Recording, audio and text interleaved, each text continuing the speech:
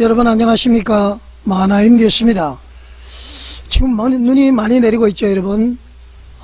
특히 건강에 유의하시기 바랍니다. 차를 가지고 나가시거나 도보로 다니실 때도 미끄럼에 주의를 하시고요. 항상 그 안전사고에 유의하셔야 될 것 같습니다. 제가 지금 이 시간에는 남포교회에 대해서 다시 한번 말씀을 드리겠습니다.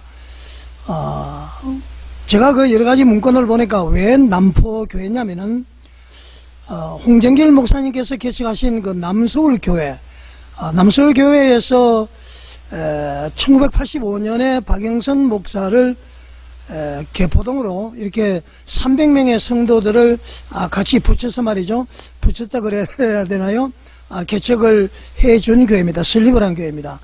그래서 이제 남서울교회에서 개포동으로 분립한 교회, 그래서 남포교회라고 이름을 지었다고 합니다. 그게 이제 첫 번째고, 두 번째 남포교회라는 것은 우리 람프라고 그러죠. 호롱불, 그 호롱불과 같이 활활 타오르서 빛을 밝히자, 그런 의미의 이제 남포교회라고 이야기하죠. 자, 그러면은 남서울교회에서 개포동으로 개척한 교회, 분립한 교회, 그래서 이제 남포교회는 그 의미가 아직까지 남아있을지는 모르겠습니다만은 램프와 같이, 남포와 같이 그런 역할을 감당하자. 물론 이제 비온 뒤에 땅이 굳는다는 얘기 있듯이 말이죠. 이 풍파가 지나고 나면은 더욱더 단단해지면은 다행이겠습니다만은 자정은 한번 살펴봐야 될 것 같습니다. 자, 이 시간에는 아주 무시무시한 편지를 하나 소개를 해드리겠습니다. 메모지인데요. 남포교회 80세 된 분, 아마 제가 알기로는 안수 집사인지 집사님인지 80세 된 분이 쓰신 메모지입니다. 자, 그것을 한번 제가 말씀을 드리고요. 너무 끔찍끔찍한 내용입니다. 이것을 보고 말이죠. 과연 박영선 목사의 40-50년간의 목회가 제대로 했는지 그런 의문이 들 정도입니다. 지난번에 그 서울 명일동의 모 교회의 그 재정 담당 장로가 자기 아파트에서 이렇게 몸을 던져서 이제 사망을 했잖아요. 그분도 이제 유언해 보게 되면은 목사님에게 이제 죽음으로 불충을 대신하겠다. 그러니까 하나님을 믿는 사람이 뭔가 오해인지 뭔지는 몰라도 있어서 내가 죽음으로써 목사님에게 불충을 사함을 받겠다. 이게 무슨 얘기입니까? 이거 완전히 모래비에 지은 신앙 아닙니까? 그리고 지금 남포교회에 수만 명이 제 영상을 보고 말이죠.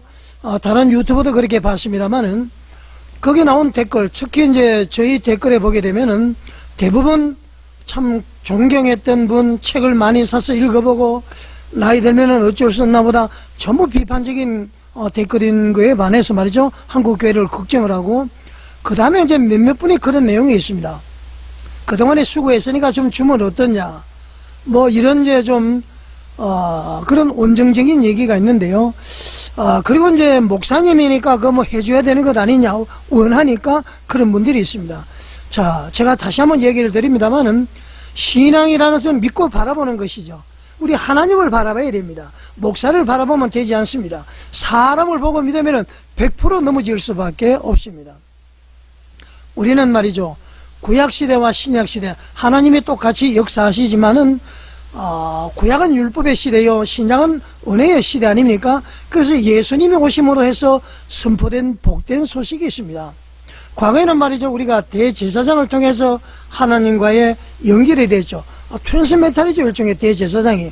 그러나 예수님의 십자가에 못 박혀서 돌아가심을 통해서 우리는 예수님만 믿으면 다 천국 가는 것이죠. 그리고 예수님의 이름으로 기도하는 거 여러분도 다 알고 있지 않습니까? 그러면서도 말이죠, 왜 그런 기본적인 신앙을 왜 잃어버릴까요? 베드로전서 2장 9절 제가 항상 말씀드리죠. 예수님께서 우리를 위해서 돌아가심을 통해서 우리가 이제 주의 이름을 부르면서 구원을 받죠. 하나님이 주신 선물인 믿음을 가지고 말이죠. 그러면은 우리는 택하신 족속이요, 왕같은 제사장이요, 거룩한 나라요, 그의 소유가 된 백성이 되어버린 것입니다. 그러니까 우리가 바로 제사장이 되는 것이고요, 우리가 바로 선지자가 되는 것이고요, 우리가 바로 하나님의 자녀가 되는 것입니다. 단지 목사, 장로, 집사, 권사 이런 직분은 이 땅에서의 유형교회에서의 하나의 직분일 따름이지 그 체계가 우리의 구원과는 관계가 없다 그런 얘기입니다. 교제 코이노니아 차원에서는 필요한 거지만은 말이죠. 그래서 우리 한국교회는 너무 목사들에게 종속이 되고 예속이 되고, 이것이 이제 교권주의 아닙니까? 목사님은 하나님으로부터 특별한 계시를 받고 특별한 권세를 가지고 있기 때문에 목사님에게 순종하고 복종을 해야 되고, 그리고 이제 목사님께 함부로 말을 하거나 불순종하면은 벌을 받는다는 이 터부, 이 교권주의와 터부가 사라져야 되는 것입니다. 아직까지 여기에 빠져 계시는 분들 봤을 때에 참으로 마음이 아픕니다. 자, 여러분, 무시무시한 편지 한번 보여드리겠습니다. 자, 메모지처럼 보이는데요, 이것이 이제 원본 그대로입니다. 여러분들 잘 보이지 않으실 것 같으니까 제가 좀 확대를 해보겠습니다.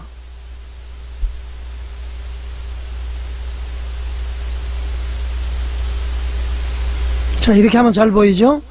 자, 성도 여러분께 본교회 작금의 사태에 대하여 몇 가지 요구 내용을 목회자 및 당회에 간곡히 부탁드립니다. 첫 번째, ABCD로 나가네요.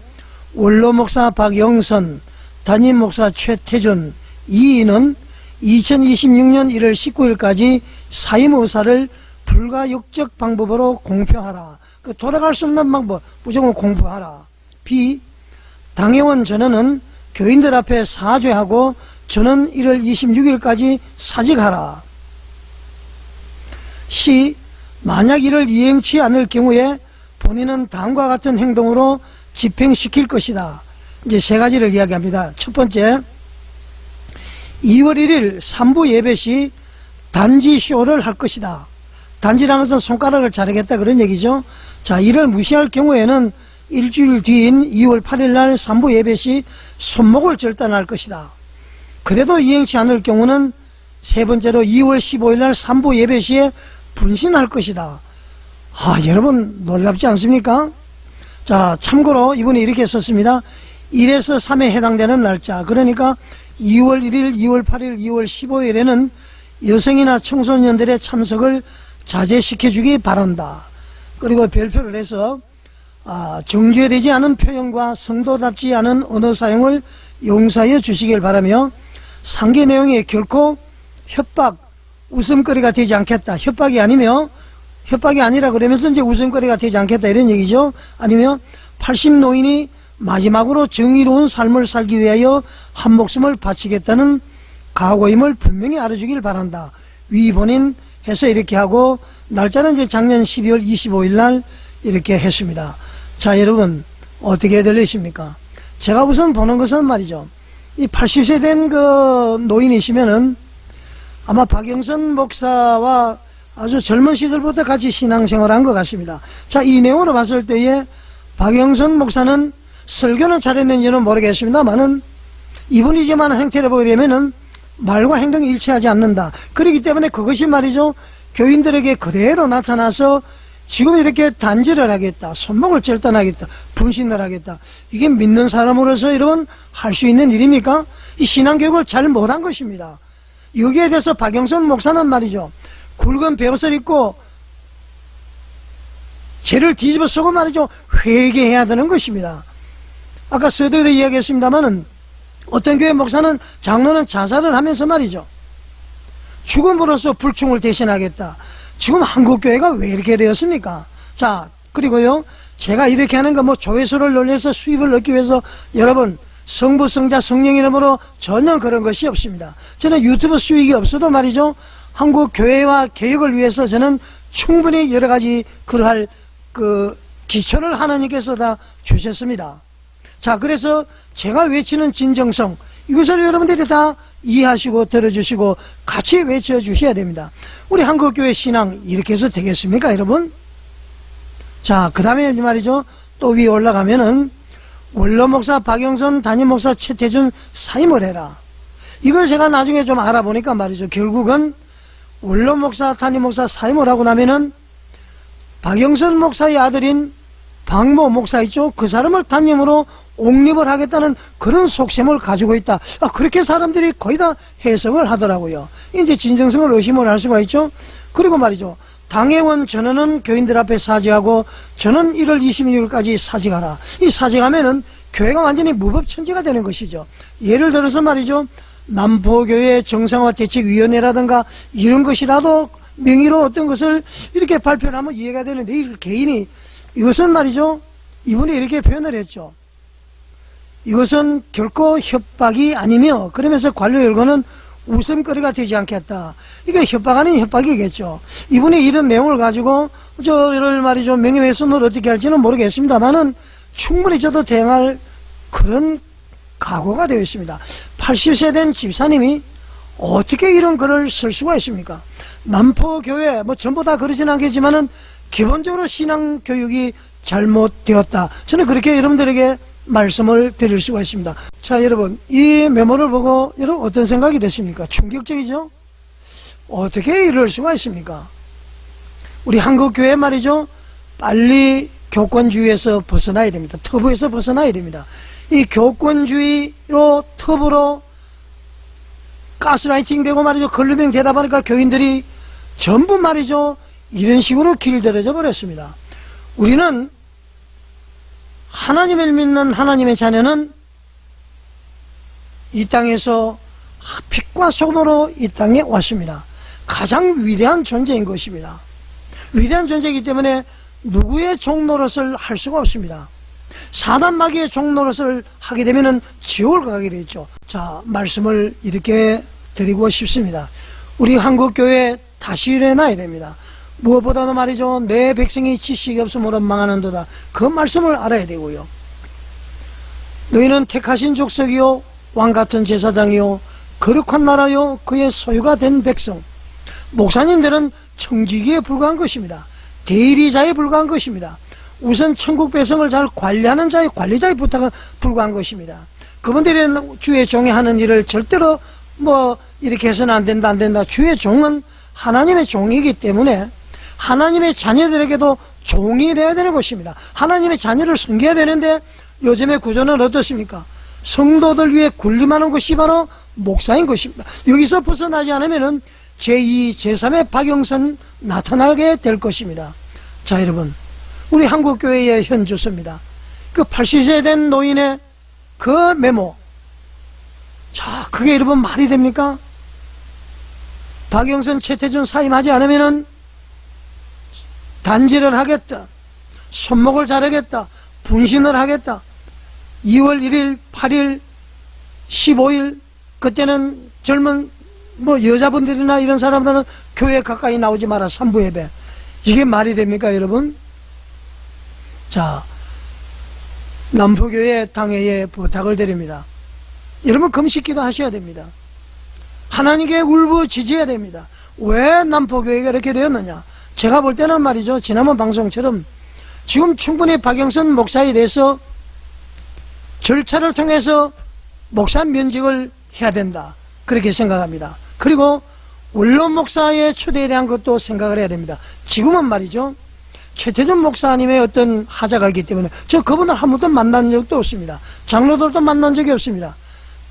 남포교회 교인들은 최태준 목사님과 당회를 중심으로 해서 똘똘 뭉쳐나가고요.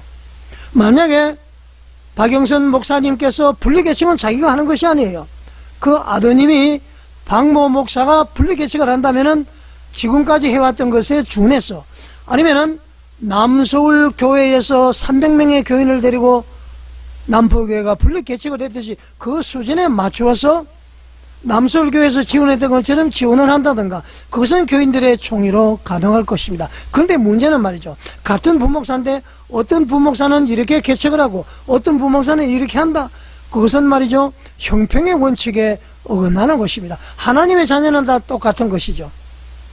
목사님들이 누가 헌금을 많아했다고 해서 대우를 하고 헌금을 과부의 두랩돈을 낸다고 해서 말이죠, 그것을 소리하거나 무시하면은 그것은 교회가 아닌 것입니다. 자, 남포교회 교인 여러분, 당회를 중심으로 똘똘 뭉쳐야 되고요.